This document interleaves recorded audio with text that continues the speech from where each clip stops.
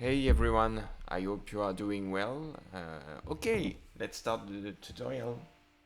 First of all, thank you very much for your support on Patreon. It means a lot, and I really hope I will do my short movie by the next year. So thank you very much, and I will try to thank you with more new tutorials and tips. And if you have any recommendation of if you want me to show you something, please send me a message, or you can actually comment one of the videos. I am French, so my English is far from being perfect. I will do my best to have a clear accent, and if my explanation aren't good, please send me a message and I will try to improve or to explain better something. For this first tutorial, I wanted to show you the brushes I used. So I use some brushes, a lot of brushes. I have more, but this is the pack of brushes I use the most. I will try often to send you and to give you more new brushes, but I think these are perfect to start and to do a painting. Honestly, most of the painting you see on Instagram or on Patreon, I did them with these brushes. And when I work professionally for Micros or other studios, and when I do some color keys for movies, I use these brushes. So this pack of brushes is very good. You can do some background painting, some character design. You can also do some color keys or some prop designs, because sometimes I had a drawing of a props and I needed to paint these props, and I use these brushes. Maybe in a future tutorial I will show you how to paint props for the industry. So let me go through these different brushes. I will do another video for the setup I use in Photoshop, because you can see I put all my panels on the side, but at the moment let's focus only on the brushes. So the first brush I use the most is the soft brush. So this is the one you can find in every brush pack, because it's one of the default brushes, and this one is very soft and you can really use the pen pressure to have something or very transparent or very opaque. I use this because sometimes I need to do some smoke effect. It's very soft, or some fog effect, maybe more dense, and you can shrink the size of the brush and add more detail on the side. But I use it also when I need to add some shadows on an element. So for example, I will do a simple circle. I will use this brush to fill it. There are other possibilities to fill a circle, but this one's alright. Okay. I will clip this layer on top, and I will go darker as an example, and I use this soft brush to add some volume. I can do darker also in there. Yeah, perfect. And just for the fun, I will add a soft speck on the top, so you can really see and feel the volumes of the sphere. So this one is very useful. You can use it for almost everything. You can also add some details. As an example, if I have a tiny brush like that, I can do something like that,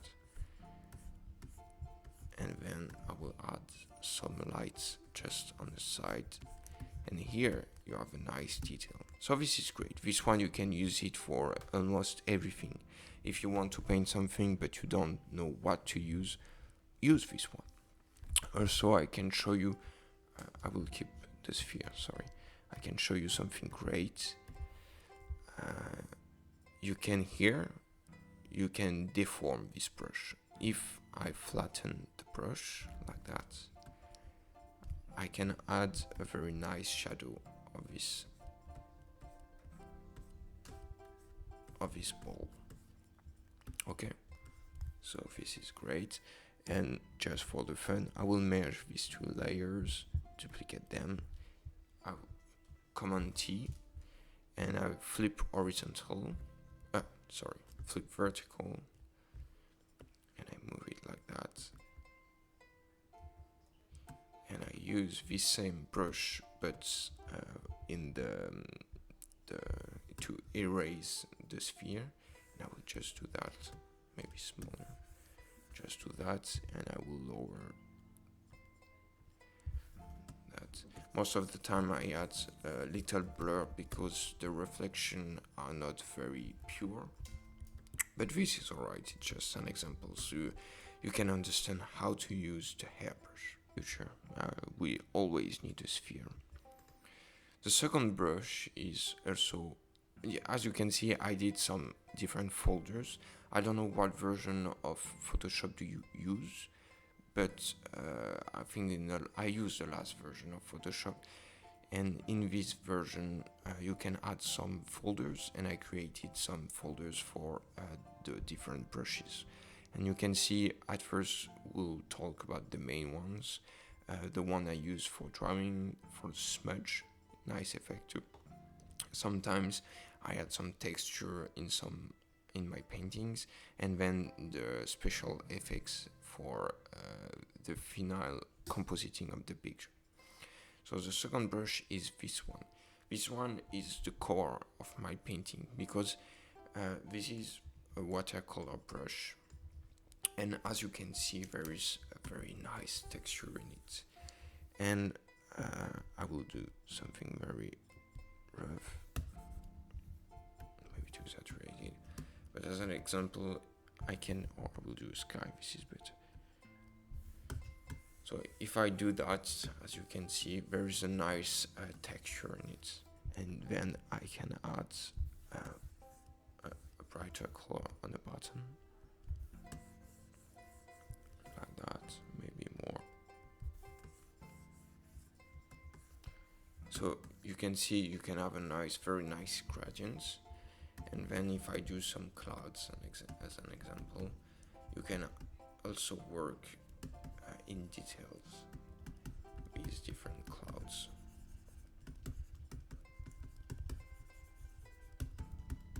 Okay, so this is very rough, but most of the painting I first do blocking with this specific brush. So this brush is for blocking, so I can continue and add some grass. This is too saturated, but yeah, as an example, and a nice path.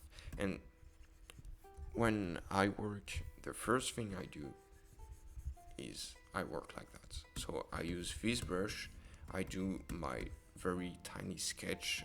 It's a kind of color key to have the global mood of the painting with this brush. So I can add, and you can really add more details with this brush. This is very, very good brush. So yeah, so this is a funny drawing, but you can understand you can do anything with this brush. And if I do, honestly, we can continue to add more and more details with this brush. You can do a painting only with this brush, because this brush is very soft. You can easily use the pen pressure, and when you shrink it, you have more opaque brush, and so you can add some details. And so I really recommend you to work with this one. In the next tutorials I will do, most of the painting for the background I use this brush at the start. The second brush I use the most is this one. So this one is great because you can add more details to your painting. This is very precise, so you can do some wires, but you can also create some leaves, some foliage. So this one can help you to do all the details of your painting. So I will take it. Okay, my layer is hidden. Okay, And then I will, as an example, I will add a pole like that. So sorry for the painting quality, I can add it in the horizon, but yeah, you can do some nice details. And if I go there, I can do like that, add some perspective to my path. Just for the fun, I will add some. Yeah, most of the trees I use this brush because you can see the edge, there is a nice texture on it.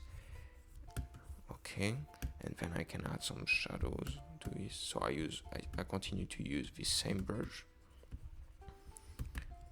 And yeah, you can build your painting only with this nice brush. Okay, I will add the light on top like that. And yeah, you have some nice details. Okay.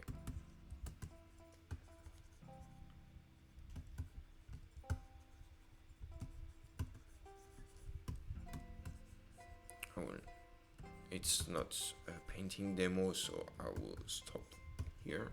I can show you for the grass. So if you want to do some nice grass, look at that. This is very great.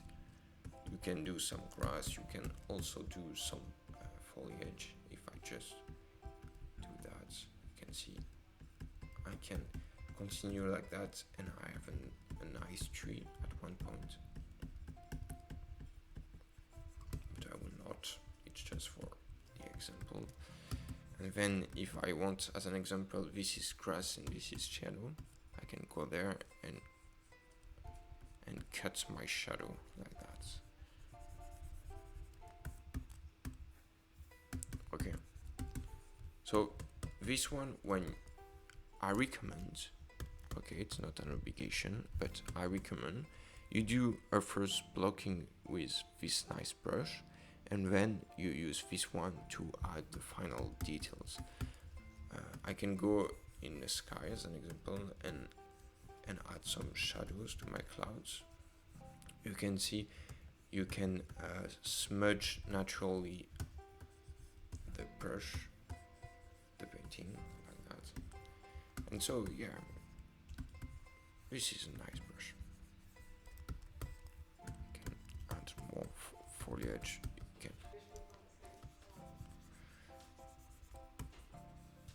Okay, so then you add some shadow like that, and then you can add more foliage on the top.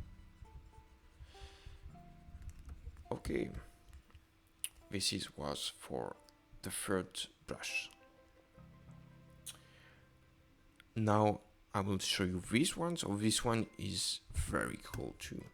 This one is for texture. You can see it works like that. So you can do most of the foliage with this one. As an example, I can do that.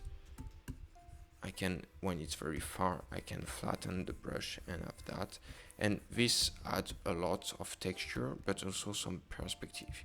As you can see, we already breathe in the painting. So I can take a lighter color, more white in it, yeah, like that, and add some very nice grass. But not only for that, you can use it for the ground. You can do that, just do some tiny dots and you add some texture, so it becomes visually interesting. I will work more in detail with this pole.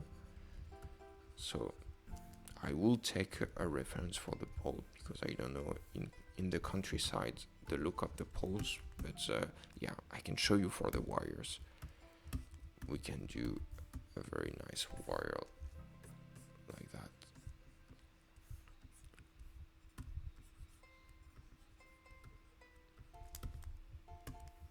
The perspective is far from being amazing, but it's just for an example. So if I go on the pole, I don't have too much pixels, but it's not a problem. I take this brush and I will add more details on the wood. This is the best way to do some wood. You can do some grass, some wood, you can work the ground like that. Honestly, you can you can add more details to your painting thanks to that. You can also work on the trees.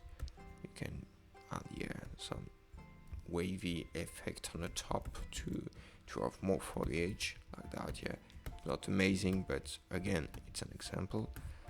Yeah, you can add more foliage like that, and yeah.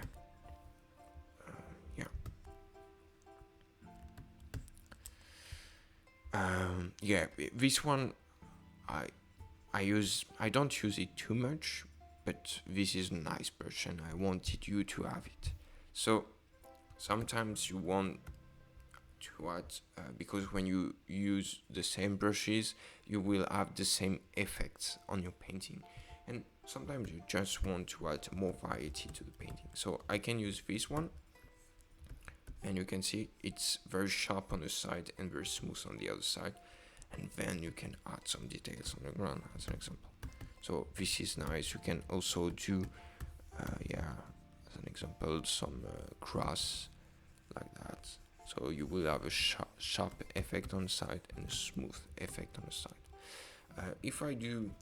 I use it a lot also for the wood. If I do something like that, I will take a random color. It's too saturated, but we don't care. If I want to do some veins, I will just take the brush, so this brush, and I will do that. And so this is very nice. Also, as an example, this board of wood can have some bevels all around them. Yeah, I will just do that. Okay, so this is weird because my shape is very sharp on the side, but this is an example. So yeah, this is cool. You can add also more light. So as an example, you can add light here or here, and yeah. So most of the time I use it to have more details on my painting, or to do some woods and some metals. I can take also this ball, this sphere, and if I put a layer on top, if you have a piece of metal, you can add some effect like that.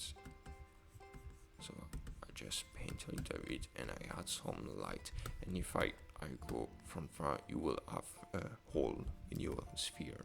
So use it. It's very useful. So I recommend to use it. Okay.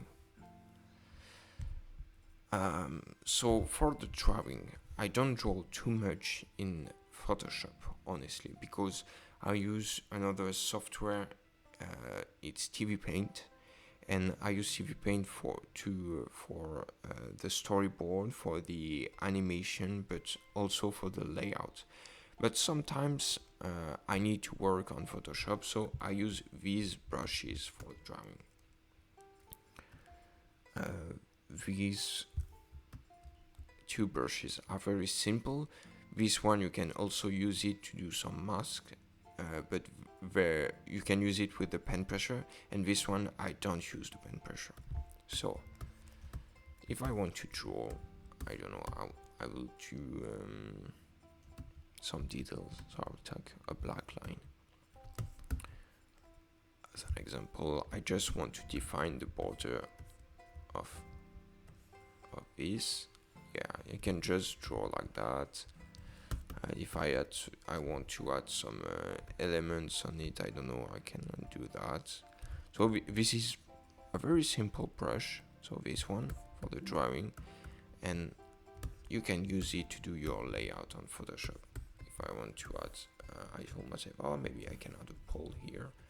I can draw the pole like that. You can also change the size. It's alright. Yeah, very simple brush. So you can use it. The second drawing brush is this one. So this one, you don't have any pen pressure on it. So why I don't use pen pressure? Because most of the time when I do an animation in TV Paint, I don't use the pen pressure for the cleaning part. So when you have, your animation, most of the time it's very rough. Some people are able to do perfectly, but I don't. So I have a very rough line like that, and when I need to clean it, I just it's not a problem. I just modify the opacity like that, and I will go on top of this line with this brush, and I will just clean the line like that.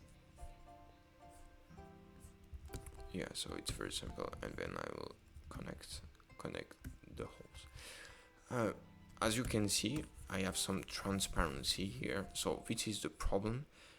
I can explain why. These they have some specific presets connected to the brush, but when you use some preset and then you use a brush without any presets, you will keep the old presets. So you need to go on top in there, just change the opacity to 100, and same for the flow, and then you will have a very opaque brush. So I will start again.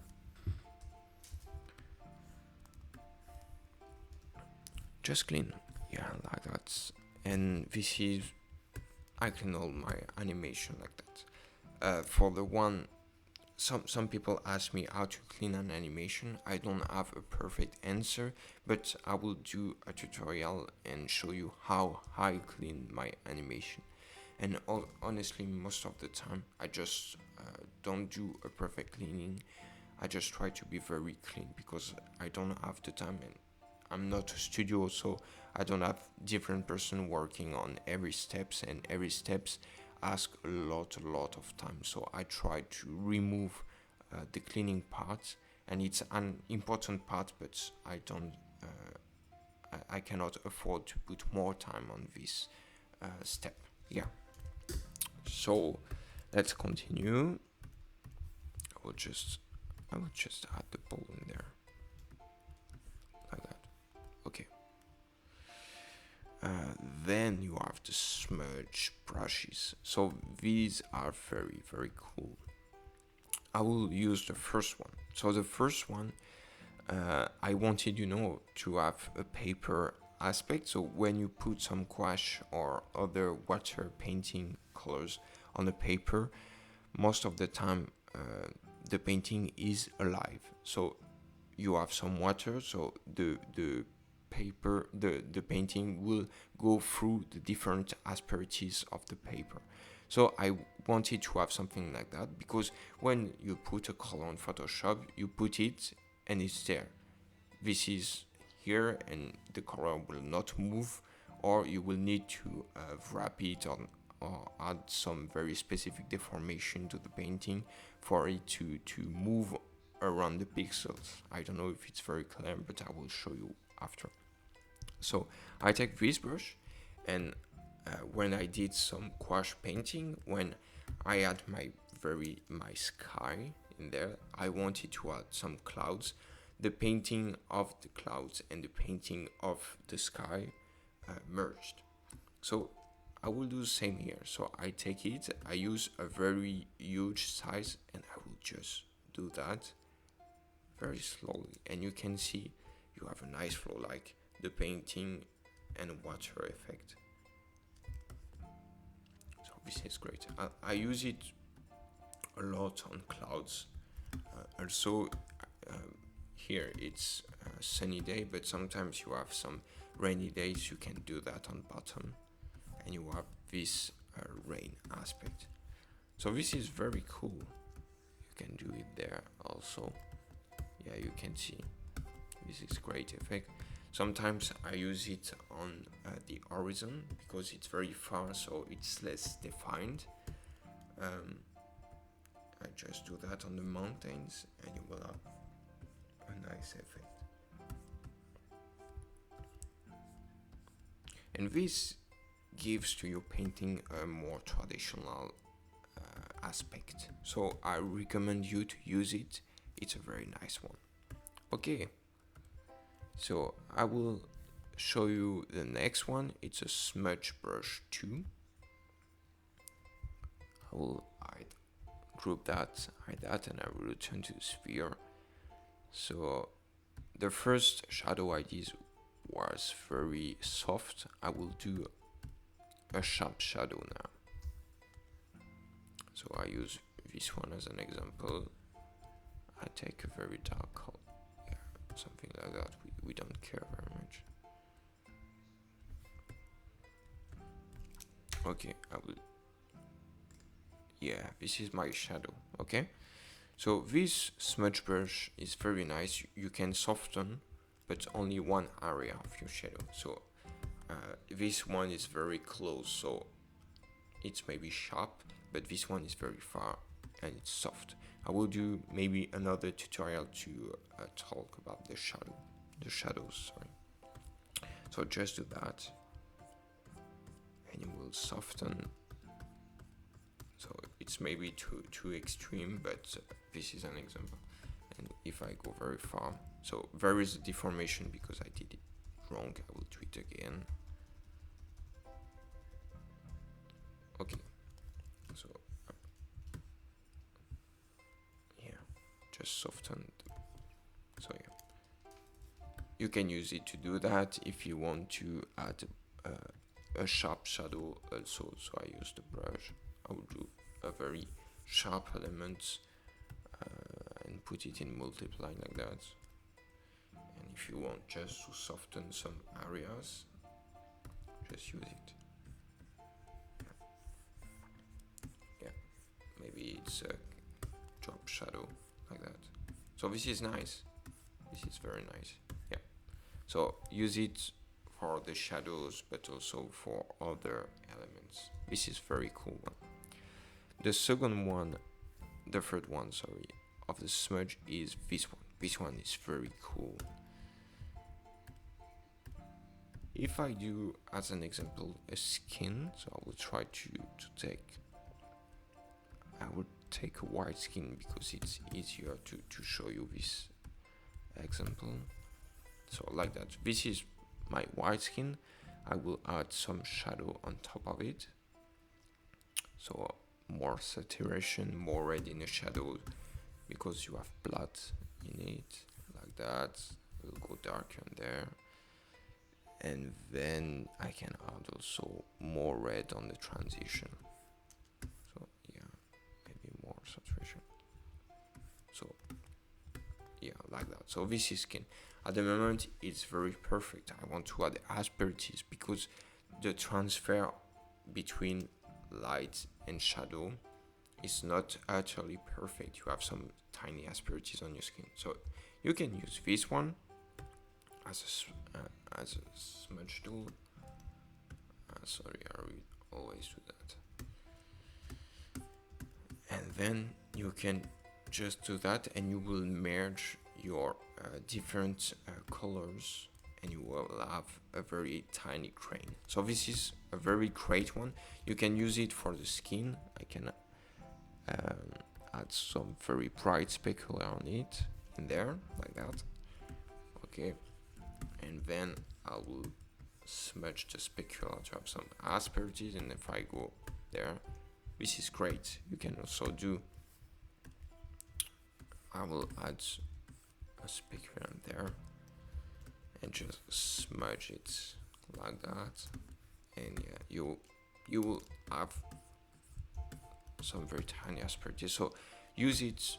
This is very good. I recommend to mostly use it with this one because this one is very too perfect, so you can add some details, but you can also use it in your paintings because I show you all of that on the sphere.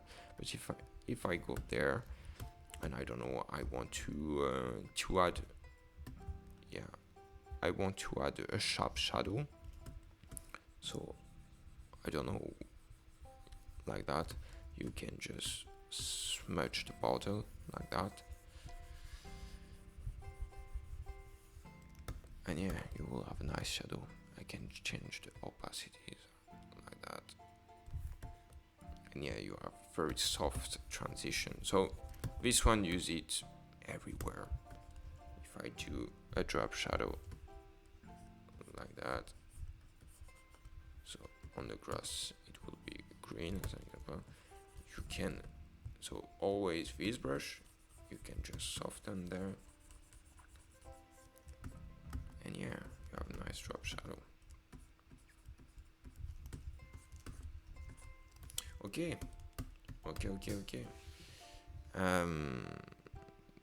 So we did the main one, the draw one, the smudge one, and now I will talk about the textures. So the textures, I have this first brush. It's like watercolor.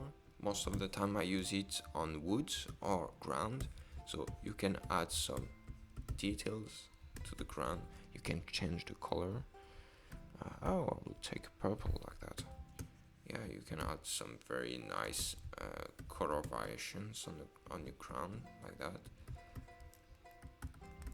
I also use it on woods, but you can use them everywhere, to adjust some watercolor effects like that. This is a great brush. I don't use it too much because with all of these brushes you can almost do all the job, but these ones are very good.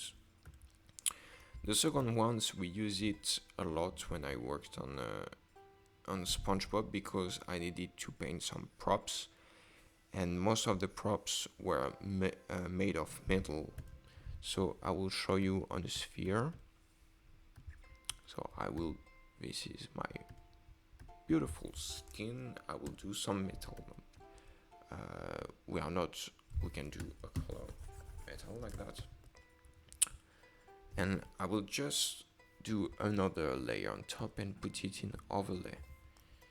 So the two colors will work together. I'll take this brush and I will take a lighter color and add this.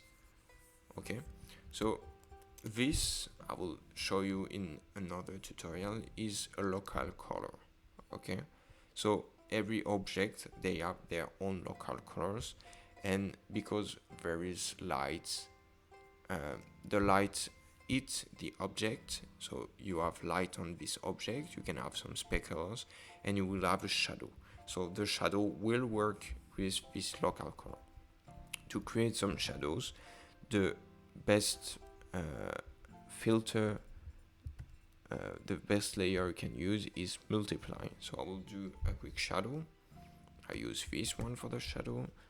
I will take a darker color. I don't know, maybe the environment is made of a very cold, it's very cold environment, and I will drop my shadow in there. So you can see, sorry, this one is not very gorgeous. As you can see, I keep all these details in there, so this is very, very cool, and I can smudge this area with this night brush so I have more details. And if I want to do some metal, it's the first thing I will do. Then I will add, I will go fast, but I will just add a tiny speck for metal.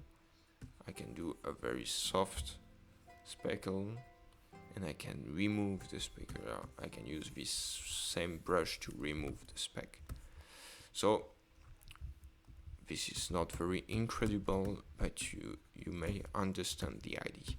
I can also add some very sharp speckles. I can use this one for the sharp speckles.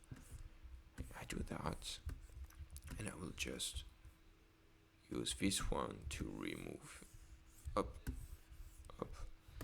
Okay, so I will do a tutorial, and in the future we'll do maybe a props like a car or something like that, just for you to understand how to use that. Maybe the metal is too dirty, so I can just change the opacity of this one. Oh, I am not on a good layer.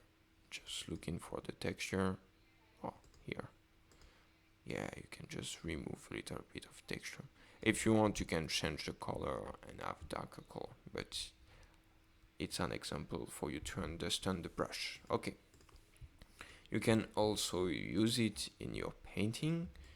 So if I want to add some variations on the ground, you can, always simple.